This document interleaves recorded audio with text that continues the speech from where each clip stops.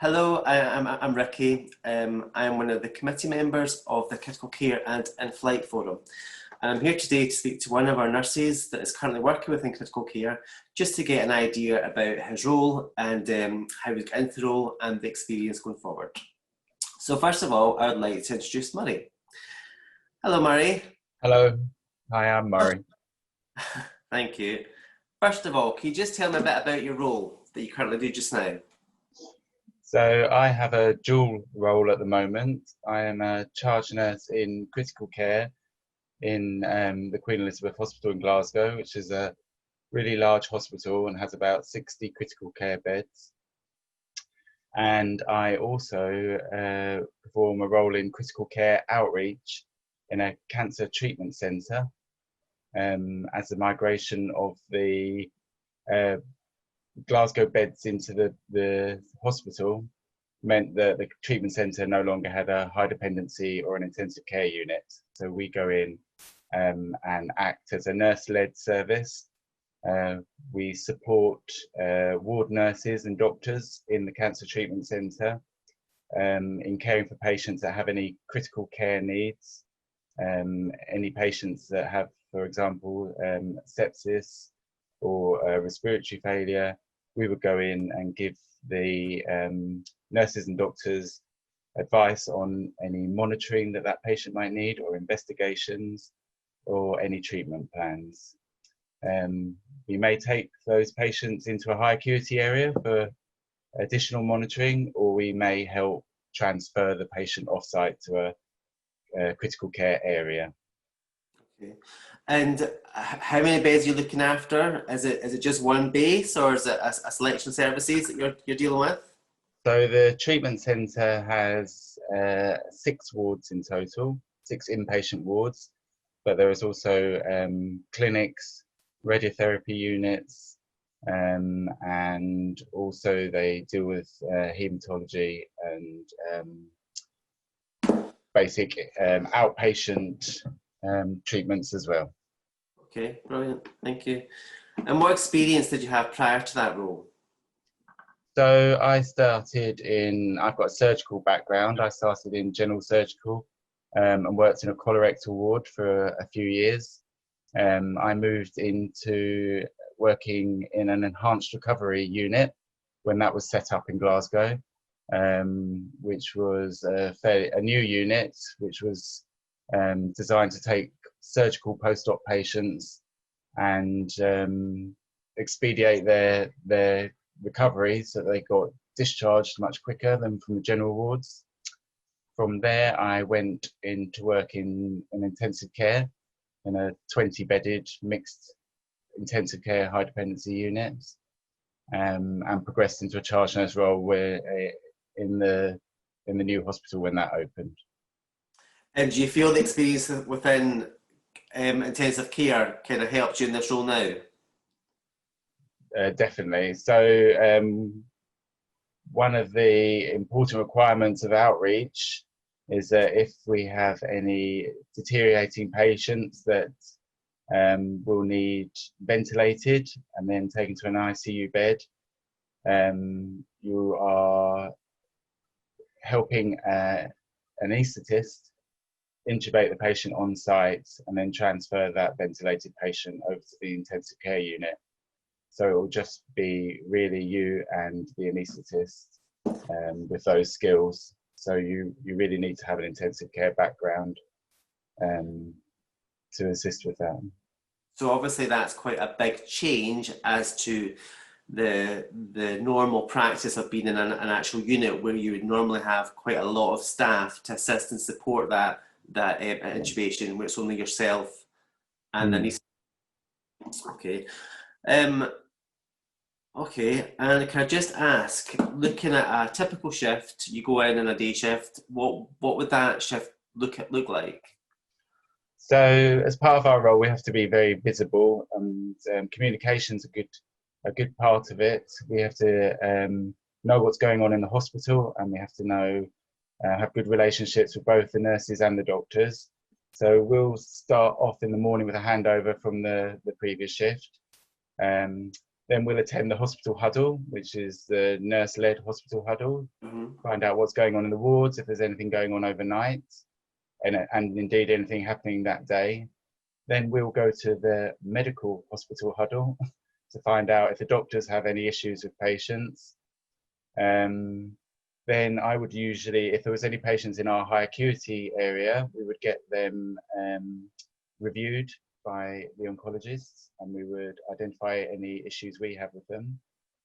And then we would usually take a visit to the wards to see any patients that have concerns. And that can be concerns that the nurses have or concerns that the medical staff have about them. And also during the day, we carry a page. So we may get called by any doctors or nurses that have got any worries about patients.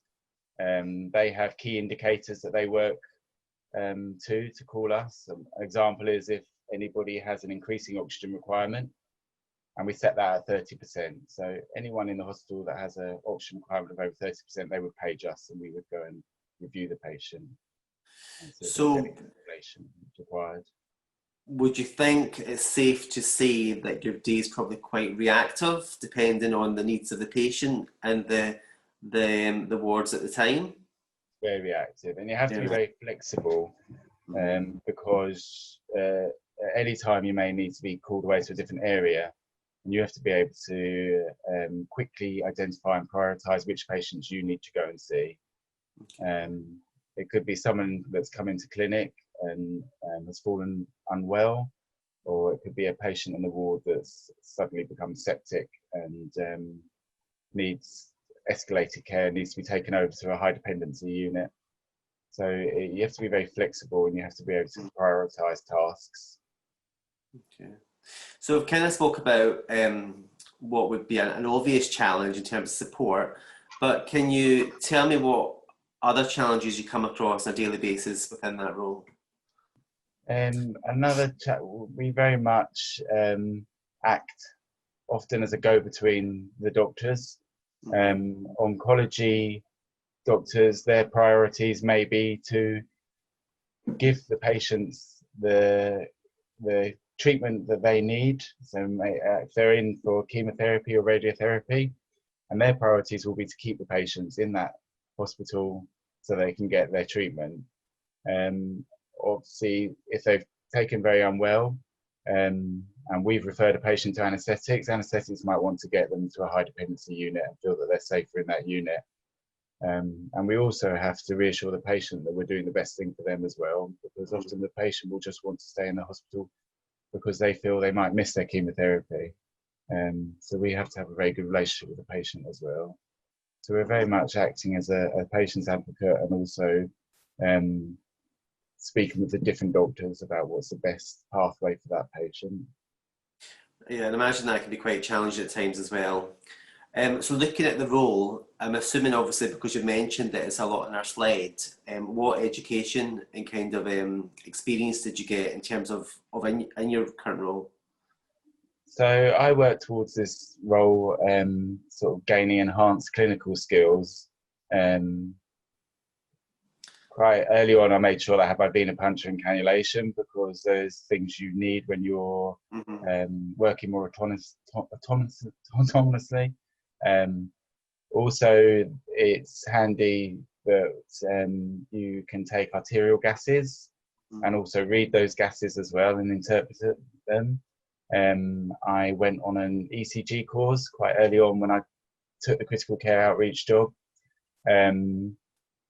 just to have an awareness of ECG, be able to read an ECG, and to know when to escalate that to cardiology. Obviously, you need to have ventilation skills. Sort of a year into the role, I decided to start my master's. So I did a master's in advanced clinical practice. And I'm also, in January, I'm going to start an advanced clinical skills course as well. And it's just all about consolidating your experience and making your assessment skills as the best that they can be. And you mentioned previously about having a page, I assume that's a rest page. So I imagine you'd be required to undergo some research training as well. Yeah, so we all undertake the Advanced Life Support 2-day course, um, as we obviously form part of the arrest team. Mm. So that's a really useful course to go on. Often I've arrived at arrest and been the first one on the scene. So you need to be able to start resuscitation process and be confident in that. Okay, thank you. Now, we've as nursing evolves, and as we see throughout nursing, there's more roles becoming nurse-led and down the kind of A&P route. If somebody wanted to go into a similar role, what kind of pathway would you recommend for them? The critical care outreach, Yes. they definitely need to get a job in critical care. They need some ICU, intensive care experience. High dependency experience is really good as well. It's brilliant for your clinical skills, and your time management as well. And then just take all the opportunities to develop your clinical skills that are there. Anything such as ECGs, interpreting blood gases, anything that allows you to have good patient assessment skills, and your A to E approach will really help you in an outreach role where you're often by yourself making decisions and trying to assess patients. Okay. We've kind of spoke about team working previously, but can you tell me a bit about the teamwork and how that impacts on the service delivery a bit more? Well, I need to be able to work with everyone. It's truly multidisciplinary. When you're working in outreach, you're talking to all people. You're Like talking who? to radiographers, you're talking to doctors, you're talking to nurses. Obviously, I have no oncology background or any oncology experience, so I need to be able to go and find that information. That's usually best found from nurses and doctors. So you need to be able to have a relationship with everybody, and you need to be able to know who the best person is to go and ask for that information. I know you're also working with all the other disciplines. So if somebody is having an arrhythmia on a ward and you've been called to see that, you'll need to be able to know that's speak to someone in cardiology, or ask the doctors to speak to somebody in cardiology. Same with renal, and obviously you need to have a very close relationship with the anaesthetist as well, because they'll obviously be your first point of contact and your first point of referral. So it's truly multidisciplinary. Okay. So as well as the clinical skills and the assessment and interpretation of data, I suppose a part of the role may be having effective interpersonal skills, because obviously a big part of the role, I'm assuming, would involve communication. Yes, a huge part of the role is communication. Okay, thank you very much for that. Also, can I just ask,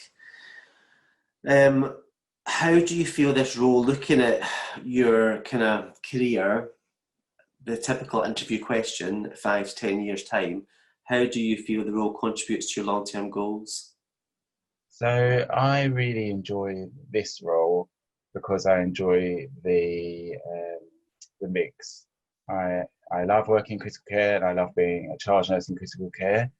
But to go out and do the outreach, it develops me, it gives me different skills, and exposes me to different environments. And I think in a long term, if I was to say what I might end up doing, I think this role takes you down the path of an advanced nurse practitioner, and gives you those skills to apply for that role. Okay, and just a couple of personal questions for you, because I just like to add these in. What's been the highlight of your career to date? I'd say my main highlight was when I gained my master's. When I finished my degree, I thought that was education over and I would just go into nursing. But nurses as all do. nurses find, when they day one on the wards, they find that education never stops. It keeps going and going. And I think my master's consolidated a lot of that. And I know a lot of people have quite strong opinions about education in nursing, but I felt my master's gave me a lot of skills away from the clinical area, including communication and understanding research and how to progress and consolidate all those skills. Great. And what about the best advice you ever had? Obviously, you've worked in a number of areas. I'm sure nurses being nurses, they're always full of advice, but can you think about one specific occasion that you've had good advice that you used throughout your career? So I always take with me one of the senior charge nurses in intensive care after a really, really busy shift where there was some quite tired nurses, and she said, we need a can-do attitude here. And I think that goes on all circumstances and every single day, and especially during the difficult times we've had with COVID. I think nurses have had a can-do attitude. They've gone in and they've worked hard and they've been flexible and adaptable. And I always try to take that can-do attitude with me wherever I go. Good. Very good response. And the last question, what's been your most rewarding experience you've had in your role? Well, getting this job, I think getting the combined job in outreach and as a charge nurse, it was very rewarding because it consolidated everything I'd been working towards.